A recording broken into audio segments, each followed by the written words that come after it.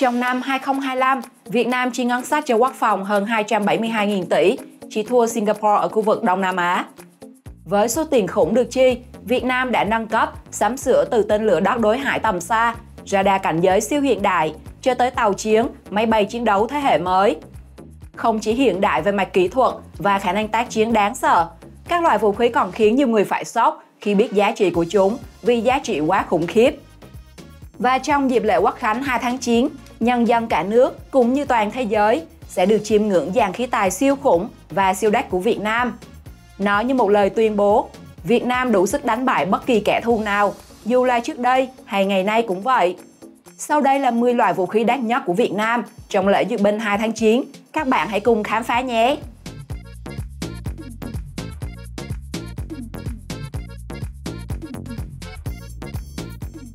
Team Kitsu 30 Mk2 55 triệu đô. Chắc chắn xuất hiện và sẽ bày tạo hình cho nhiệm vụ A80 chính là Team Kitsu 30 Mk2, một trong những vũ khí có giá đắt nhất, 55 triệu đô một chiếc, khoảng 1.320 tỷ đồng. Hiện Việt Nam có tổng số 35 chiếc, trị giá khoảng 1,9 tỷ đô la Mỹ, tương đương 45.600 tỷ đồng. Team Kitsu 30 Mk2 chính là quả đấm thép trên bầu trời, biểu tượng cho sức mạnh không quân Việt Nam hiện đại. Đây là dòng chiến đấu cơ đa năng, sở hữu tốc độ khủng khiếp lên tới 2.120 km/h, tầm hoạt động hàng nghìn km và khả năng mang theo khối lượng vũ khí khổng lồ. Su-30 Mk2 có thể thực hiện nhiều nhiệm vụ, từ chiếm ưu thế trên không, tấn công mặt đất, sang tàu chiến trên biển, cho tới yểm trợ hỏa lực. Đặc biệt, hệ thống radar mạnh mẽ giúp nó phát hiện và khóa mục tiêu từ rất xa.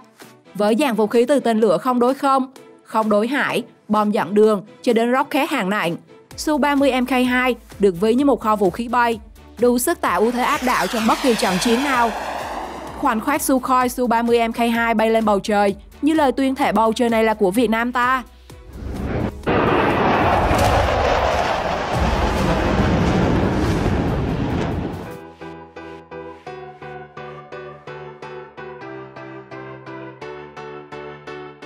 Máy bay đa nhiệm giá 130, 30 triệu đô. Trong biên chế của quân đội ta hiện tại có 12 chiếc giá 130, tổng trị giá 360 triệu đô, khoảng 8.640 tỷ đồng. Và trong lễ duyệt binh 2 tháng 9, 6 chiếc giá 130 có nhiệm vụ xếp hình quả trám trên không, tạo nên khoảnh khắc khó mà quên được của lễ kỷ niệm. Bạn nào muốn thấy chúng ngoài đời thì tranh thủ tham gia lễ nhé! Ngoài nhiệm vụ huấn luyện, giá 130 còn có khả năng chiến đấu mạnh mẽ với tải trọng vũ khí lên tới 3 tấn. Mang được tên lửa không đối không, không đối đất, bom dẫn đường chính xác và rocket hạng nặng.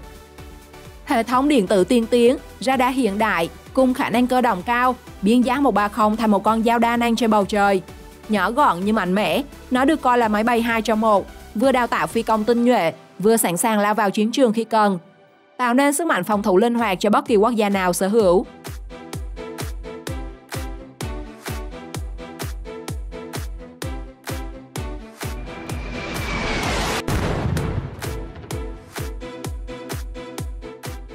Trực thăng Mi-8, Mi-17, 7 triệu đô.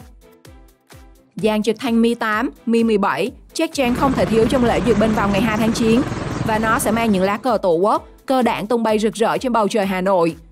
Đây là dòng trực thăng hiện đại được quân đội đầu tư trong biên chế với tổng cộng 80 chiếc, trị giá 560 triệu đô, khoảng 13.400 tỷ đồng.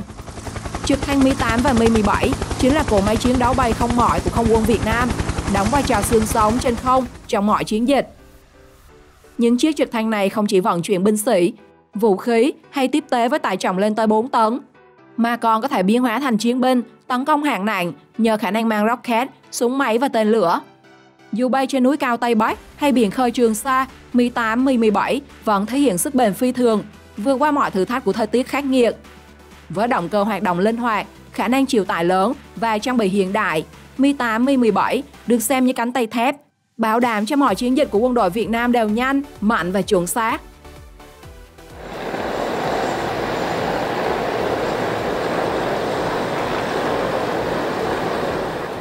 Xe tăng T-90S SK 6,5 triệu đô một chiếc.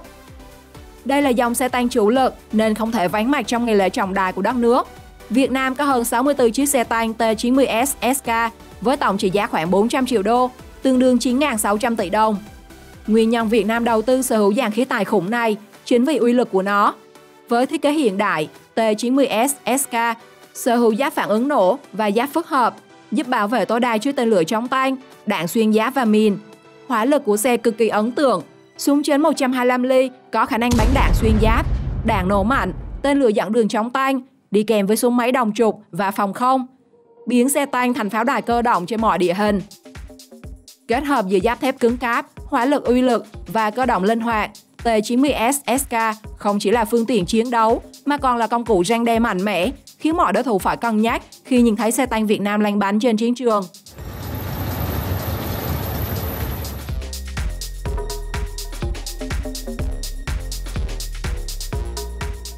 Tên lửa phòng không Spider 100 triệu đô trên trận địa. Góp mặt trong lễ duyệt binh này còn có tên lửa phòng không Spider với giá 100 triệu đô trên trận địa.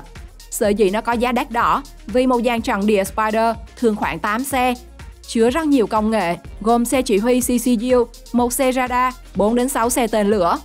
Tùy thuộc phiên bản, nếu là Spider SR thì mỗi xe mang 4 quả tên lửa tầm ngắn, Spider MR mang 8 quả tầm bắn xa hơn 50 km ở độ cao 16.000 m. Hệ thống tên lửa phòng không Spider có khả năng tác chiến cơ động, phản ứng nhanh, có thể hoạt động ngày đêm trong mọi điều kiện thời tiết. Trong tác chiến, nó có thể nhanh chóng phát hiện và tiêu diệt các mục tiêu trên không ở tầm gần và tầm trung, như máy bay, trực thăng, mục tiêu bay tầm thấp, tên lửa hành trình, thiết bị bay tấn công không người lái và các loại vũ khí điều khiển chính xác từ xa.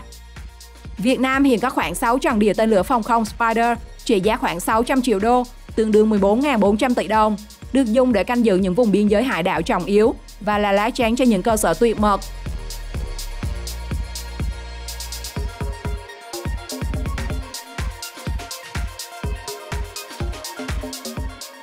Tổ hợp tên lửa bờ Bastion P 150 triệu đô trên tổ hợp. Tổ hợp tên lửa bờ Bastion P chính là thanh kiếm giữ biển của Việt Nam, một vũ khí răn đe cực mạnh, khiến bất kỳ hạm đội nào dám bén mảng cũng phải run sợ. Hệ thống này sử dụng tên lửa hành trình P-800 Onyx Zhakon có tốc độ siêu thanh. Mỗi quả Zhakon dài gần 9 m, tầm bắn 300 km, nghĩa là chỉ cần đứng trên đất liền Việt Nam, nó có thể với tay tới mọi tàu chiến trong khu vực Trường Sa hoặc ngoài khơi Hoàng Sa. Điểm đáng sợ nhất của Bastion P là không ai biết nó ở đâu.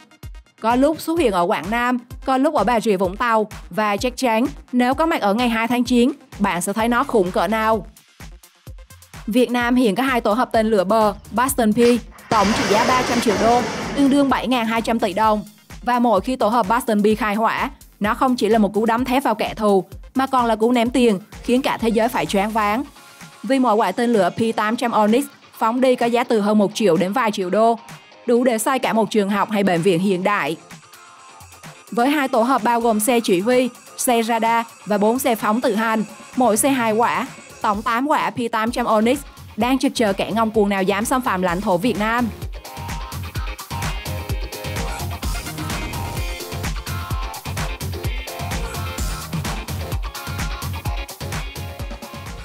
Pháo phản lực Extra, 5 triệu đô trên xe phóng.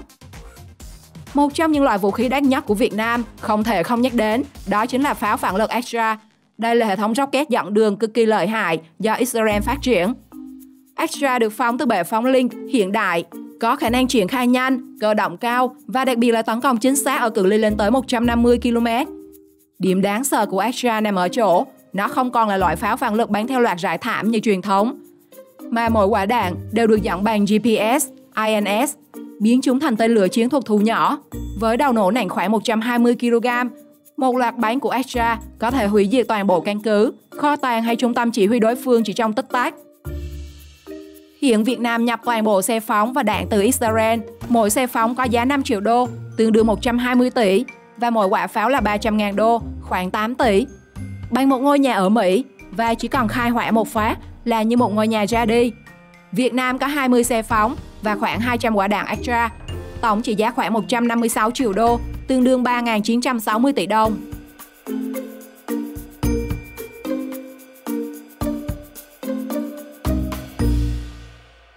Tổ hợp tên lửa phòng không S-300, 150 triệu đô trên hệ thống. Tổ hợp tên lửa phòng không S-300 được mệnh danh là lá chắn thép bất khả xâm phạm của bầu trời. Đây là một trong những hệ thống phòng không tầm xa hiện đại bậc nhất thế giới, có khả năng phát hiện, bám bắt và tiêu diệt nhiều mục tiêu cùng lúc, từ máy bay tiêm kích, oanh tạc cơ cho đến tên lửa hành trình và thậm chí là cả tên lửa đạn đạo. Với tầm bắn hơn 200 km, S-300 biến mọi ý đồ xâm nhập trở thành nhiệm vụ tự sát. Và việc sở hữu S-300 chứng minh sức mạnh phòng không của một quốc gia, khiến bất kỳ đối phương nào cũng phải cân nhắc trước khi manh động. Việt Nam hiện có 2 tổ hợp S-300 PMU-1, một tổ hợp đặt tại Bắc Bộ do Trung đoàn 64 phụ trách và một tại Nam Bộ do Trung đoàn 93 phụ trách. Với giá thành 150 triệu đô trên hệ thống, Việt Nam đã phải chi 300 triệu đô, tương đương 7.200 tỷ. Nhưng để bảo vệ vùng trời Tổ quốc, mọi cái giá phải bỏ ra đều xứng đáng phải không các bạn?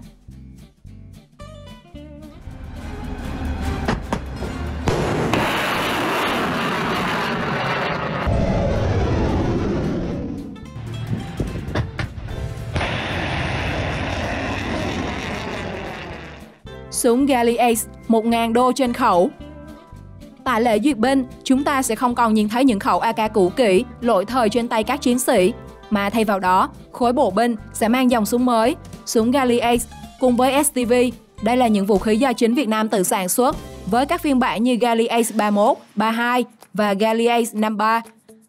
Những khẩu súng này không chỉ đáp ứng yêu cầu tác chiến của bộ binh, mà còn thể hiện bước tiến lớn trong việc làm chủ công nghệ vũ khí bộ binh, giúp nâng cao năng lực tự chủ quốc phòng của Việt Nam.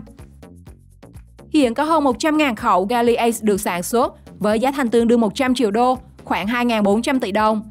Đây là con số không hề nhỏ đối với một đất nước đang phát triển như Việt Nam, nhưng nó lại cho thấy tiềm năng phát triển của đất nước cũng như sự quan tâm đầu tư cho quốc phòng để khẳng định vị thế và giữ gìn an ninh quốc gia.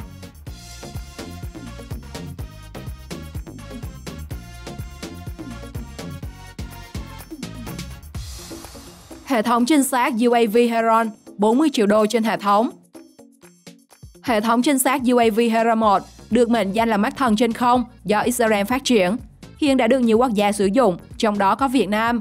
Đây là dòng máy bay không người lái tầm trung, có thời gian bay lâu, khả năng hoạt động liên tục tới 52 giờ, bay ở độ cao hơn 9.000 mét và mang theo nhiều loại thiết bị trinh sát hiện đại như radar, camera quang hồng ngoại, cảm biến điện tử. Heron 1 có thể giám sát trên diện rộng, thu thập hình ảnh, dữ liệu tình báo với độ chính xác cao, ngay cả ban đêm hoặc trong điều kiện thời tiết xấu. Đặc biệt, hệ thống này truyền dữ liệu trực tiếp về trung tâm chỉ huy, giúp quân đội nắm rõ tình hình chiến trường theo thời gian thực. Với Heron 1, khả năng trinh sát, kiểm soát biên giới và vùng biển của Việt Nam được nâng lên một tầm cao mới, biến nó thành người gác trời thầm lặng nhưng đầy uy lực. Và tất nhiên, đi liền với chất lượng thì giá cả để sở hữu loại vũ khí này cũng không hề rẻ. Việt Nam đã phải chi tới 160 triệu đô, khoảng 3.360 tỷ đồng để sở hữu 4 hệ thống trinh sát UAV Heron 1. Loại vũ khí nào của Việt Nam làm bạn ấn tượng và cảm thấy khủng nhất? Bạn muốn nhìn thấy loại vũ khí nào nhất trong lễ duyệt binh 2 tháng 9? Comment bên dưới phần bình luận nhé! Xin chào và hẹn gặp lại!